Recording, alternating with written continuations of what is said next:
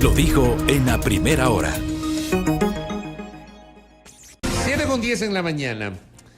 Dentro de los argumentos que se han generado a propósito de la posibilidad de llamar a juicio político al presidente de la República, hay quienes insisten, ¿no? Y dicen que acá los señores de Revolución Ciudadana, los señores del denominado correísmo, están sufriendo una suerte de karma, ¿no? De la Constitución que ellos mismos redactaron entre 2007 y 2008 y que pusieron un poco de candados, un montón de candados respecto de la estabilidad presidencial. Hoy están sufriendo justamente eso. O sea, hay sectores políticos que señalan eso, ¿no? Una especie de karma. Y le propongo a Alberto Acosta Espinosa, que está conectado con nosotros vía telemática, hacer un viaje en el tiempo y transportarnos a 2007, a 2008, a esa asamblea constituyente que el economista Acosta durante la mayor parte presidió antes de su renuncia a la presidencia, pero se mantuvo en la asamblea como asambleísta. Si efectivamente hoy es esa constitución la que le blinda al presidente de la República y complica las posibilidades de, por ejemplo, llevarlo a juicio político. Señor economista, bienvenido, buen día, ¿cómo le va? Le saludamos mi compañera Belkis Sánchez y quien le habla, Fabricio Vela, ¿cómo le va? Muy buenos días, Fabricio, Belkis, para mí es un gusto volver a estar con ustedes después de tanto tiempo. Entremos en materia, materia. Se ha dicho y se repite con mucha frecuencia que la Constitución de Montecristi blinda a los presidentes de la República, que es una Constitución hiperpresidencialista. No quiero decir que en la Constitución no haya que hacer algunos ajustes, pero la Constitución está demostrando su vigor y su capacidad para resolver los problemas si hay voluntad política, si hay coherencia y si hay la decisión para poner en marcha las distintas opciones que ofrece la Constitución de Montecristi. Hablemos del tema concreto. ¿Cuándo termina el periodo de un presidente de la República? Hay varias causales todas democráticas. La primera nos dice cuando concluye el periodo presidencial, evidente. La segunda nos dice que se puede hacer a través de la renuncia del presidente de la República. Y creo que eso no, cuando se exige, se pide, como está solicitando gran parte de la sociedad ecuatoriana, la renuncia de un presidente incapaz, indolente, que no sabe dar respuestas a los grandes problemas nacionales, como sucede Guillermo Lasso, no es una opción no democrática. No es una opción que debería considerarse como desestabilización de la economía. La tercera opción que plantea la Constitución es la que abre la puerta a lo que sería el juicio político, el artículo 129, o la muerte cruzada, el artículo 130, algo que se quemó de una manera irresponsable en junio del año pasado.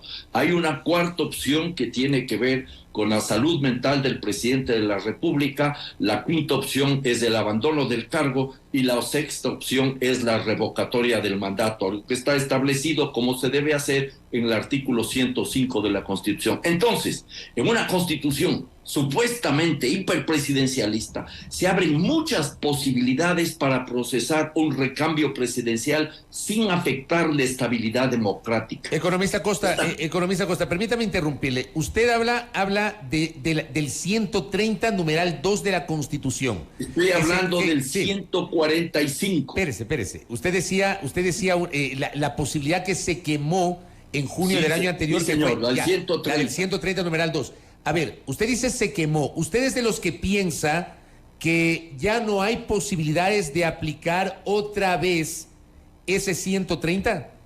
Yo soy de los que está convencido de que se quemó esa oportunidad porque el 130 es absolutamente claro. Una sola vez se puede impulsar la revocatoria del mandato. Ese es para un caso específico de una grave conmoción social. Eso desapareció.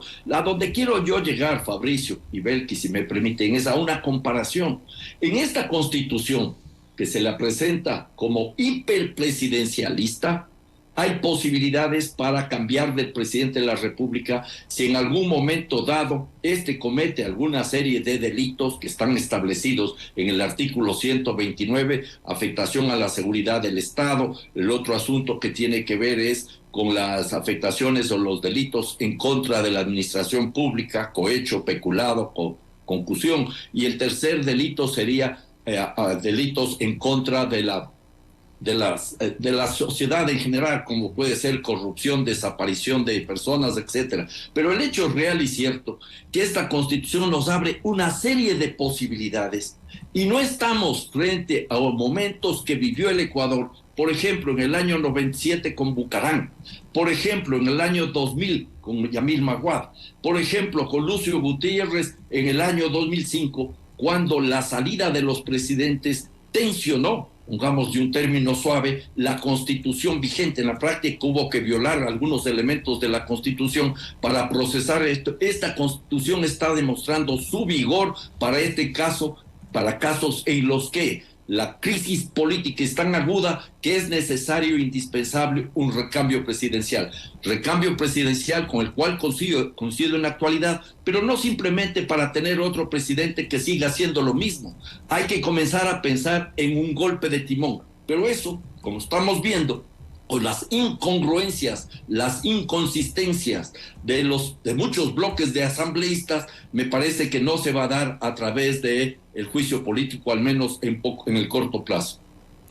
Economista, buenos días, bienvenido nuevamente. A propósito de una parte de su primera intervención, yo quería consultarle, ¿no se supone que habría un excesivo blindaje del presidente de la República en la Constitución al tener esta facultad de poder disolver la Asamblea sin mayores requisitos, a diferencia de lo que ocurre a la inversa, desde el legislativo hacia el presidente de la República? No, mire, nosotros planteamos en la Asamblea Constituyente de Montecristi este esquema que es una suerte de mezcla de un régimen presidencialista con un régimen parlamentario.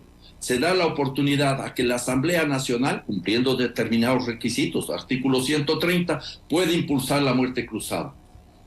El recambio presidencial y habríamos avanzado a elecciones de presidente y de nuevos asambleístas. Ahora tenemos en el artículo 148 la posibilidad de la muerte cruzada, pero la muerte cruzada, si se la aplica como está establecido en la Constitución, nos daría la oportunidad de un recambio presidencial y de una oxigenación de la Asamblea Nacional. Son opciones democráticas. Cualquier salida que se encuentre a una crisis política, a mi juicio, tiene que darse dentro de la Constitución. Yo sí rescato, Belkis, una y otra vez aquella frase que está en el mural del fondo de la Asamblea Nacional que decía Eloy Alfaro: todo menos la dictadura. Esta Constitución abre puertas para un recambio presidencial. El mismo presidente de la República podría darnos la oportunidad de recambiar el presidente y de oxigenar la Asamblea Nacional con la muerte cruzada impulsada desde el artículo 148. O sea, yo interpreto, permítame hacerlo, economista, para usted la salida más adecuada dentro de estas posibilidades democráticas es que el presidente disuelva la Asamblea Nacional y convoque anticipadamente elecciones tanto de mandatario, de binomio presidencial, cuanto de legisladores. No es la más adecuada, pero es una salida posible. La salida más adecuada, si tuviéramos un presidente con sensibilidad y algo de dignidad, es la renuncia. Tiene muy poco respaldo popular. Lo que sucedió el 5 de febrero en las urnas es decidor. Ese Ecuador profundo le dijo no al gobierno del presidente Guillermo Lasso, que planteó una consulta popular mañosa en la cual aparentemente no podían perder. Pero el pueblo, que es inteligente, el pueblo que es intuitivo, les dijo no. Este gobernante ni siquiera trata de comprender ese mensaje y sigue haciendo lo mismo que venía desplegando desde hace algunos meses atrás, desde el inicio de su gestión. Una política que ha olvidado las demandas de la sociedad, las demandas de educación, las demandas de vivienda, las demandas de seguridad social, las demandas de seguridad ciudadana. Ese tipo de cuestiones han ido configurando un ambiente en un escenario muy complejo para el país post pandemia y en medio de una crisis internacional muy aguda, un ambiente propicio para que la sociedad con justa razón reclame un cambio de gobernante. Ahora, usted ha utilizado, perdón, Belkis, ha utilizado la frase que está en el mural del maestro Guayasamín en la Asamblea, en el hemiciclo legislativo, que dice todo menos la dictadura. Y me parece pertinente mencionar esta palabra, dictadura, porque es la palabra que utilizó la CONAIE tras la asamblea de hace 2 viernes, en donde aprobó, me parece, 14 resoluciones, y una de ellas es que la CONAIE no está de acuerdo con que el presidente vaya a la denominada muerte cruzada, disuelva la Asamblea Nacional, porque asume la CONAIE que eso lo convertiría en dictador hasta que haya nuevas elecciones. Yo se lo dije a Leonidas Issa hace unos días que conversamos, o sea, si es una salida democrática establecida en la Constitución, ¿de qué dictadura estamos hablando? Pero sí me llamó la atención esta postura de la CONAIE, de que la CONAIE dice, vamos al juicio político contra el presidente, ¿ya? Pero por otra parte no aceptaría otra salida constitucional que podría ser la disolución de la Asamblea Nacional. ¿Cuál es su opinión, economista? Bueno, yo no coincido con ese planteamiento de la CONAIE. Les escuché con mucho detenimiento. Coincido en casi todos los puntos planteados. De los 14 puntos, de 13 puntos coincido, sin lugar a dudas. Pero en ese no. Esa no es una salida dictatorial, es una salida constitucional que habrá que probarla. Puede ser complicada y difícil, pero leamos bien lo que dice el artículo 148. Luego de la disolución de la Asamblea Nacional, en 7 días, el Consejo Nacional Electoral tiene que convocar elecciones que se realizarían en 6 meses.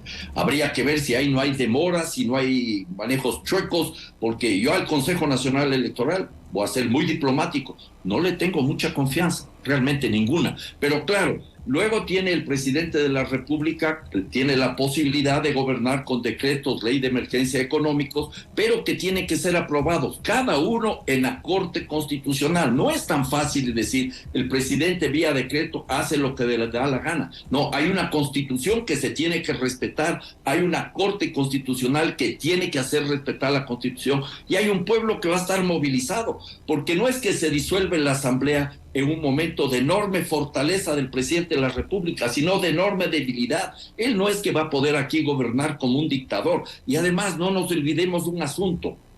Cuando se retire el presidente de la República, venga un nuevo gobernante y tengamos una nueva Asamblea Nacional, esta puede derogar todas las leyes aprobadas por el presidente de la República. Tiene la potestad de aprobar o de derogar las leyes. Así sí, en el caso de que el presidente de la República impulsara una ley, pienso hipotéticamente, a través de la cual se quiera privatizar las empresas del sector público, los potenciales compradores de esas empresas saben muy bien que después de 6 meses puede darse marcha atrás a todo lo acordado. Así que los procesos no son tan fáciles para el presidente de la República. Y con la muerte cruzada, en este caso concreto, tendríamos la certeza, digo yo, de que Guillermo Lasso, si se vuelve a candidatizar, no llega ni a la segunda vuelta. Y entonces podemos escoger otro presidente y algo también necesario y urgente, oxigenar la Asamblea Nacional. Economista, sobre lo que dijo hace unos instantes, al menos una eventual renuncia, yo en lo personal no veo que se avisore en el horizonte, al menos es mi punto de vista. Ahora, quiero insistir en este análisis de un posible juicio político en contra del presidente de la República. Si bien hasta el momento el pedido no se ha presentado de manera formal, no se ha oficializado, al menos de manera preliminar y con esta discusión que hubo del informe que preparó la comisión ocasional en la Asamblea, de manera preliminar podemos conocer algunas de las causales que se han esgrimido para impulsar este proceso de juicio político. Si es que estos argumentos se mantienen, ¿cómo mira usted el futuro de este proceso? Empiezo considerando, Belkis, que no creo yo también que el presidente de la República vaya a renunciar. Yo dije que esa es una opción, pero dije también que en este caso hay que considerar un par de premisas. Que el presidente de la República tenga la sensibilidad y la segunda premisa, la dignidad para asumir el mensaje del pueblo ecuatoriano expresado en las urnas del 5 de febrero. Le dijo categóricamente no. Yo no creo que va a renunciar. En ese escenario quedan abiertas otras opciones en el marco constitucional. En relación a qué es lo que va a pasar con el juicio político, yo empezaría primero rescatando el hecho de que un número importante de asambleístas se pronunció a favor de un informe y luego de una manera sospechosa, ni siquiera sospechosa, repugnante, se dan marcha atrás y comienzan a tomar una serie de decisiones y a decir una serie de cuestiones que realmente llaman la atención. En ese escenario yo empezaría aquí rescatando algunos elementos del informe de la comisión y voy a leer las conclusiones elaboradas en un estudio bastante detenido, profundo y detallado por el doctor Carlos Castro Rieira, ex decano de la Facultad de Jurisprudencia de la Universidad de Cuenca, a quien respeto mucho y cuyo criterio profesional valoro en extremo. Él dice lo siguiente: del informe de la comisión se infiere, 1, que se habría configurado presuntamente una estructura organizativa y funcional a partir de la expedición de los decretos ejecutivos para cometer, presuntamente, dice el doctor, delitos contra la administración pública de cohecho, concusión y peculado. Punto 1. Punto 2, que uno de esos decretos ejecutivos limitó la actividad de control de la Contraloría General del Estado. Punto 3, que se dieron disposiciones para dificultar la investigación de los presuntos hechos delictuosos. Y punto 4, que el presidente de la República tendría responsabilidad política, repito, tendría responsabilidad política por presunta omisión de su deber de impedir los hechos delictuosos referidos en el informe de la comisión. Yo invitaría a que se estudie, se lea este análisis del doctor Carlos Castro Rieira, inclusive para que se pueda preparar un informe mucho más sólido cuando avance el juicio político, si es que tienen los 46 asambleístas que van a firmar. Y además luego habrá que ver cómo evoluciona, porque queda flotando en el aire para la ciudadanía un hecho que, insisto, para mí es repugnante, en el cual se contradicen quienes votaron el día sábado y están culipandeando el día lunes o el día martes con unas declaraciones realmente ridículas. ¿Y cuál es su presunción? Yo hice un comentario en ese sentido, o sea, yo también he evidenciado la falta de coherencia, o como dijo Roldós en 1979, de sindéresis entre lo que se dijo y lo que se hizo. O sea, tuvimos legisladores que cuestionaron públicamente el informe y terminaron votando por el proyecto de resolución, y luego de votar a favor del proyecto de resolución resulta que dicen otra cosa en el discurso. ¿Usted qué presume de eso? Bueno, no tengo una idea muy clara. Una cuestión que me imagino mucha gente se estará preguntando es si tan rápido funcionó el hombre del maletín. Otra cuestión es si quedaron a lo mejor preocupados porque se está abriendo la puerta a la muerte cruzada y se las acaba la teta, la posibilidad de estar obteniendo enormes ingresos, ellos y un grupo de asesores. Yo creo que por ahí también hay cómo pensar. Yo escuché Fabricio lo que decía: piensa mal y acertarás, porque no hay otra explicación. El hecho de que pocos días antes tuvieron una posición, en algunos casos incluso ya inconsecuente, porque estaban en contra del informe y votaron por el informe, y luego de votar por el informe dicen que no van a firmar para avanzar en el juicio político porque una u otra causal no les gusta, o simplemente porque no quieren hacerle el juego a cualquier tendencia política dominante. No entremos en ese detalle. El hecho real y cierto aquí es que tenemos un grupo de asambleístas que merecen irse a su casa. Incluso en ese escenario sería positivo la muerte cruzada, porque nos permitiría a la ciudadanía oxigenar la Asamblea Nacional. Economista, y ahí quiero entrar en un terreno que usted maneja bien, que es la parte económica. Diario El Universo publica hoy una nota que dice: riesgo país baja casi 200 puntos tras desacuerdos en asamblea por juicio político. También se habla de la normalización del bombeo de crudo, pero baja casi 200 puntos tras desacuerdos en la Asamblea Nacional. O sea, según este análisis que publica El Universo, se ata, aunque sigue siendo el riesgo país uno de los más altos de la región, dice la nota, pero se ata esta reducción de casi 200 puntos al hecho de que aparentemente se diluiría la posibilidad de un apoyo político a una interpelación contra el presidente. ¿Es así? O sea, ¿esto incide en el riesgo país, economista? Me parece que se está tratando de hilar muy fino. De hecho, el riesgo país es un indicador mentiroso. Un país que se ata a la evolución del riesgo país es un país que tiene su democracia y aún su economía en riesgo. Sobre eso me gustaría conversar algún día, porque mucha gente le ha transformado en el gran tótem al riesgo país. Y entre esa mucha gente está el gobierno del presidente Guillermo Lasso y él mismo, que ha hecho todos los esfuerzos posibles para congraciarse con quienes determinan este riesgo país. que eso proviene, por ejemplo, de lecturas que hacen los organismos multilaterales de crédito, el Fondo Monetario Internacional y el Banco Mundial. Eso depende de cuál es la lectura que hacen los acreedores de la deuda externa. Eso depende de cuál es la lectura que hacen grandes grupos económicos y estos bancos de inversión.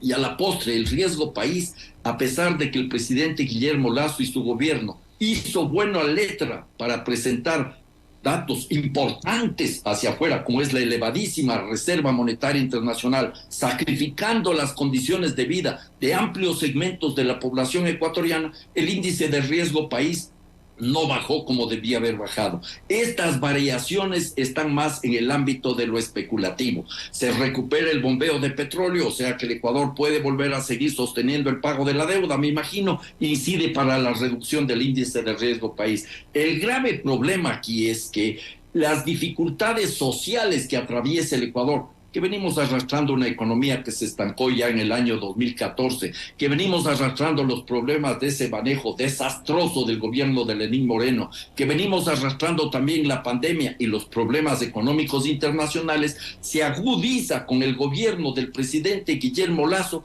que ha hecho méritos frente a quienes elaboran el riesgo país, disminuyendo la actividad económica. Pero también se supone, perdón que te interrumpa, también se supone que el riesgo país le permite, como dice uno de nuestros oyentes, le permite al Ecuador acceder a créditos con los multilaterales, ¿o no es tanto así?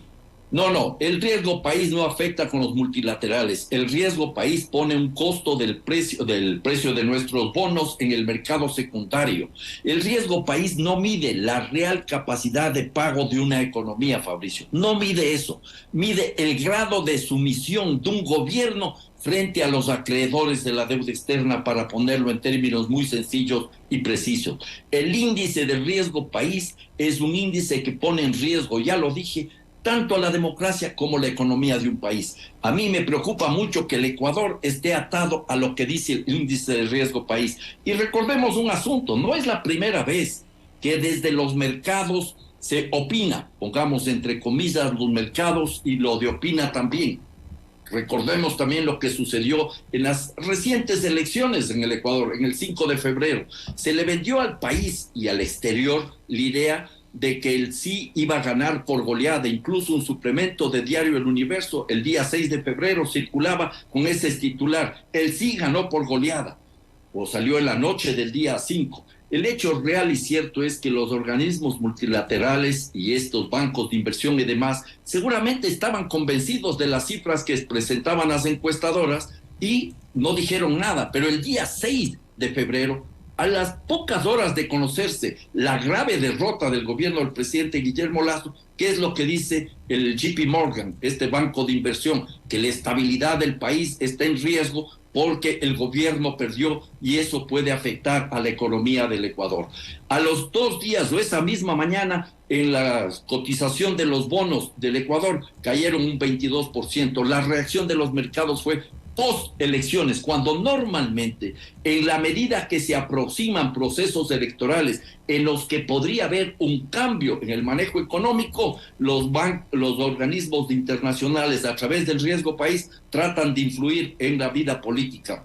Eso se conoce, no me recuerdo este rato el nombre de alguien que dijo: hasta los mercados votan en nuestras democracias tuteladas por el Fondo Monetario Internacional y los organismos multilaterales de crédito.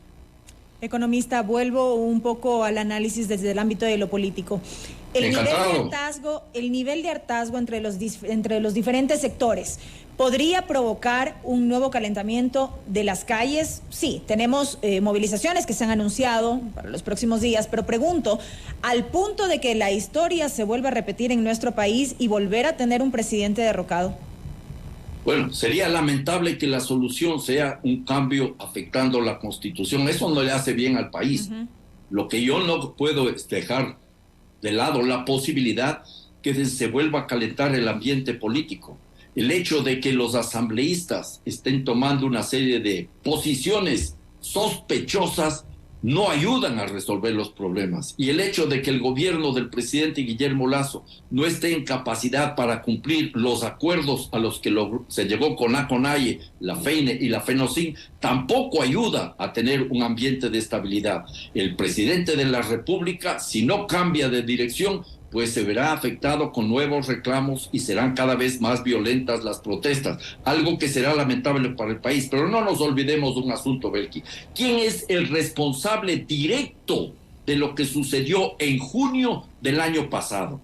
Los muertos, los heridos, las pérdidas económicas, la destrucción de bienes públicos y privados, con lo cual no estoy absolutamente de acuerdo, pero ¿quién es el responsable? Guillermo Lasso Mendoza, que no tuvo la sensibilidad para sentarse a dialogar oportunamente con los movimientos populares encabezados por el movimiento indígena, particularmente por la CONAIE. Su tosudez, su insensibilidad es responsable de lo que sucedió. Y luego esa represión brutal, eso está ahí claramente establecido. Esa es una lección que ya se vivió con el gobierno de Lenín Moreno en octubre del año 2019 y que se podría repetir nuevamente, lo cual para el país no es deseable. Pero ¿quién tiene la responsabilidad de escuchar la voz del pueblo, de ese Ecuador profundo, que ya se pronunció incluso en las urnas? Es el presidente Guillermo Lasso.